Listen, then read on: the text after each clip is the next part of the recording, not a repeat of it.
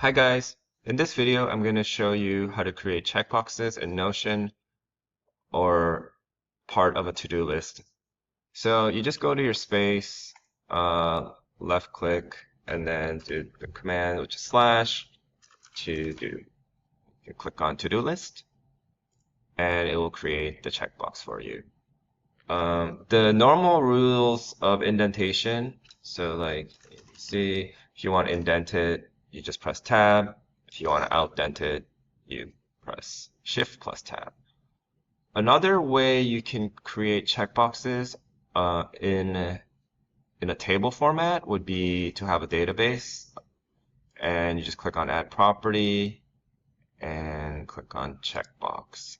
And then if you had a task, then you can click to see if it's done. Later, you'll be able to sort based on if it's checked or not.